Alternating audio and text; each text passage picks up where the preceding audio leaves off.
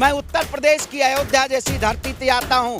उनको जब आप चुनाव जीत जाएं तब उनको रोहिंग्या और बांग्लादेशी के नाम से आप प्रदर्शित करना चाहते हैं। शाहीन बाग के अगर कहीं भी बुलडोजर चलेगा तो हम वहां सबसे पहले खड़े होने का काम करेंगे। बुलडोजर चलना चाहिए जो भारतीय जनता पार्टी का केंद्रीय कार्यालय है, क्योंकि इस सरकार ने भी अपने शासनकाल में अवैध निर्माण करवाने का काम किया है। अगर बुलडोजर चलाना तो महंगाई पे बुलडोजर चलाइए, अगर बुलडोजर चलाना तो बेरोजगारी पे बुलडोजर चलाइए, लेकिन इस सरकार ने देश की जनता को गुमराह करने का काम किया है। ऐसी तानाशाही और हिंदू विरोधी सरकार का इस देश से खात्मा होना चाहिए।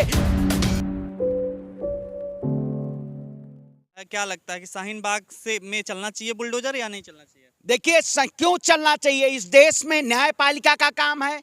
आखिर आप जहांगीरपुरी में जिस तरह से एक अप्रत्यक्ष रूप से आपने बुलडोजर चलाने का काम किया, न्यायपालिका सुप्रीम कोर्ट किस लिए बैठा हुआ है? इस देश में न्यायपालिका का काम है कि इस देश की अगर जो हिंदू हो या मुसलमान हो, अगर दोषी है तो उसको कानून कार्रवाई करेगा। ये कौन सी बुलडोजर की पॉलिटिक्स है? अगर तस्लीम का घर है तो बुलडोजर ढहा दिया जाए। अगर वो अपराध बढ़ रहा है, उससे शाहीन बाग में जो अवैध अतिक्रमण है उससे जो रोहिंग्या या बांग्लादेशी लोग रह रहे हैं वो लोग अपराध को बढ़ावा दे रहे हैं। अरे भाई, अगर रोहिंग्या है तो उनका आधार कार्ड हिंदुस्तान का क्यों बना है? अगर वो रोहिंग्या है तो वोटर आईडी कार्ड। अच्छा, जब वोट लेना हो तब आप देश की जनता है, और जब वोट के नाम पे उनको जब आप चुनाव जीत जाएं तब उनको रोहिंग्या और बांग्लादेशी के नाम से आप प्रदर्शित करना चाहते हैं। शाहीन बाग कि अगर कहीं भी बुलडोजर चलेगा तो हम वहां सबसे पहले खड़े होने का काम करेंगे। क्योंकि आप बताइए, इस देश में अपने हक के लिए राइट टू प्रोटेस्ट करना, इस देश में सड़कों पे आंदोलन करना, इस देश में सरकार से सवाल पूछना क्या गुनाह है? ये सरकार आतिमताई और तानाशाही डिक्टेटरशिप की सरकार है कि ये डराना चाहती है, डरा के आपको घर के अंदर गुलाम बनाना। आप जाएंगे वहां पे, लेकिन एक प्रॉपर कानून के तहत कह रहे हैं, हम कर रहे हैं, नोटिस दे रहे हैं, तब जाके अतिक्रमण हटा रहे हैं उन्हीं लोगों का जो अतिक्रमण कर रखे हैं। अतिक्रमण के नाम पे आप बताइए, खोड़ी गांव में देखा भारतीय जनता पार्टी अतिक्रमण के नाम पे कितने मंदिरों को ध्वस्त कराने का काम किया।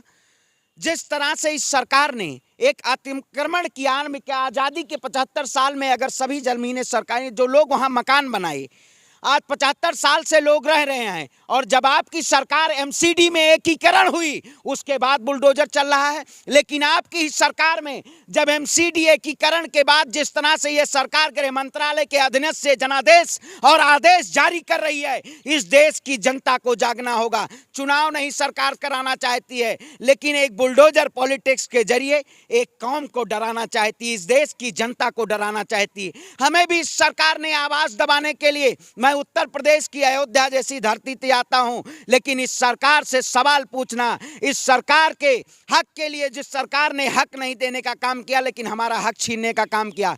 अगर शाहीन बाग में बुलडोजर चलेगा तो इस सरकार के, और जो सरकार है ये बीजेपी की, जो ये केंद्रीय इसका कार्यालय है, इसके घरों पे भी बुलडोजर चला देना चाहिए। क्योंकि जो सरकार कहती थी कि जहां झुग्गी वहीं मकान, उस सरकार ने झुग्गी देने का काम नहीं किया, लेकिन गरीबों के आशियाने को, लाखों लोगों को एक घर बनाने में, एक मजदूर को एक घर बनाने में कितने समय, एक पूरी पीढ़ी पर बर्बाद कर देनी पड़ती है, ये इनको लोगों को शायद नहीं पता है। ये गोडसे और सावरकर को मानने वाले लोग हैं। अगर आप प्रधानमंत्री मोदी जी से सवाल पूछेंगे तो आपको जेल की सलाखों के पीछे डाल दिया जाएगा, लेकिन बजरंग मुनि जैसे, साक्षी महाराज जैसे अगर इस देश को तोड़ने का काम करेंगे, इस देश की अस्मिता को ठेस पहुंचाने का काम करेंगे, तो उनको जेल की सलाखों के पीछे रखा जाएगा। आखिर भगवा पहन के आप तांडव करते रहिए, और देश की जनता अगर देश से सवाल पूछे तो उसके घर पे बुलडोजर चलेगा।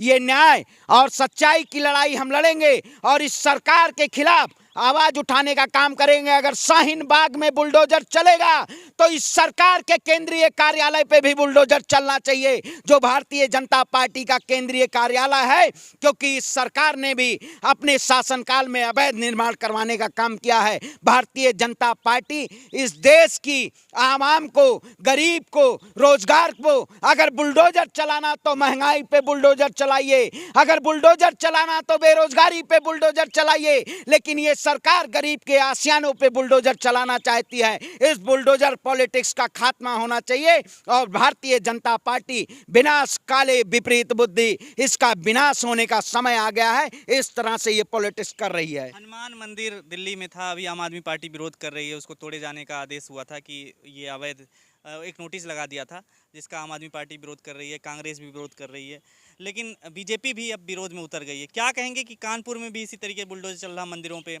2-3 मंदिरों के नाम आए हैं कि उनको हटाया जाए, विस्थापित किया जाए।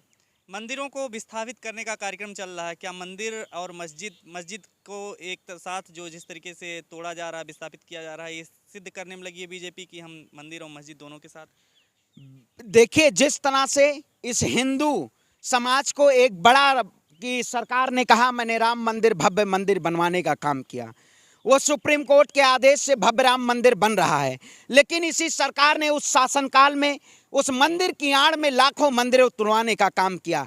चाहे जो सरकार भारतीय जनता पार्टी की श्रीनिवासपुरी में जो नीलकंठ का पुराना मंदिर है, आप बताइए एमसीडी में किसकी सरकार है? एमसीडी में एकीकरण करने के बाद भारतीय जनता पार्टी ने जिस तरह से राजस्थान में जो नगर पालिका बोर्ड में 35 में से 34 मेंबर भारतीय जनता पार्टी के हैं, वहाँ भी 300 साल पुराना मंदिर तोड़वाने का काम किया। ये सरकार देश के हिंदुओं के लिए खतरे की घंटी बज चुकी है, क्योंकि इस देश में आपको पहले मस्जिद का गेट तोड़ के आपके पास एक संदेश भेजा जाएगा, उसके बाद मंदिरों को तोड़ने का काम किया जाएगा। ये सरकार हमारी आड़ में हिंदू के नाम पे इस देश के हिंदुओं को ही गाजर मूली की तरह काटने का काम कर रही है और हिंदुओं की आस्था को ठेस पहुंचाने का काम कर रही है। लेकिन अगर सरकार मंदिर मस्जिद के नाम पे इस देश की जनता को तोड़ने का काम करेगी तो हम सरकार से सवाल पूछेंगे और इस सरकार के खिलाफ एक आंदोलन करने का काम करेंगे, क्योंकि इस सरकार ने देश की जनता को गुमराह करने का काम किया है। ऐसी तानाशाही और हिंदू विरोधी सरकार का इस देश से खात्मा होना चाहिए और भारतीय जनता पार्टी इस देश को तोड़ने के लिए जो रणनीति अपना रही है, हम जोड़ने के लिए इस देश की जनता से एकजुट होने की जरूरत है और इस सरकार के खिलाफ आवाज उठाने की जरूरत है। इस देश में बुलडोजर पॉलिटिक्स जो चल रही है, ये देश के लिए बहुत खतरनाक है, क्योंकि इस देश हमारा लोकतंत्र से चलता है। लेकिन ये ऐसी एक सरकार आई है कि अगर गरीब निर्दोष एक विशेष समुदाय के लोगों के घरों पे बुलडोजर भेज के ये एक जनता को, हिंदुओं के जो बहुसंख्यक हिंदू हैं, उनको एक संदेश दिया जाता है कि आप देखिए आप खतरे में हैं, इसलिए देश की सरकार मुसलमानों के घरों पे बुलडोजर चला रही है। आपने देखा होगा कि जहांगीरपुरी में जिस तरह से गरीबों के आशियाने को तोड़ा गया, अगर घर जलेंगे तो आएंगे कई मकान, जिनमें यहाँ सिर्फ हमारा मकान थोड़ी है। जहांगीरपुरी में गुप्ता जी का भी मकान था, झांझी का पान भंडार भी था। हम वहाँ के गरीब मजलूम किसान, इतने कूड़े बेचने वाले लोग थे, आज बेरोजगार हैं। ऑटो चलाने वाले लोग जहांगीरपुरी में बेरोजगार हैं। भारतीय जनता पार्टी ये लाशों पे राजनीति करने का काम करती है। कोरोना में जिस तरह से लोगों की मौतें हुई, उसको छुपाने का काम भारतीय जनता पार्टी ने किया। इसी सरकार के शासनकाल में भारतीय जनता पार्टी ने चंदा चुराने का काम किया, राम के नाम पे लूटने का काम किया।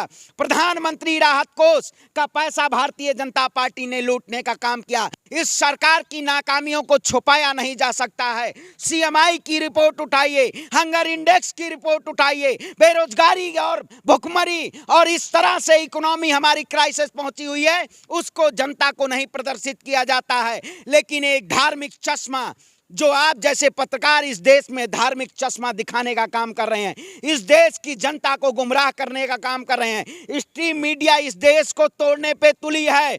1000 आतंकवादी से बराबर एक पत्रकार अगर खतरनाक हो जाए तो देश को गर्द में डाल देता है। ये सरकार देश को गर्द में जाने के तैयार है और आने वाला समय और भयावह होने वाला है। जैसे जैसे चुनाव नजदीक आएगा, इस देश में गृह युद्ध के और बड़े एजेंडे तैयार किए जाएंगे और देश में गृह युद्ध कराने की तैयारी है। हिंदू मुसलमान के नाम पे अपनी सियासत चमकाने के लिए भारतीय जनता पार्टी ये ढकोसला कर रही है। खबरों में बने रहने के लिए फोरम 4 को सब्सक्राइब करें और नोटिफिकेशन पाने के लिए बेल आइकन दबाएं।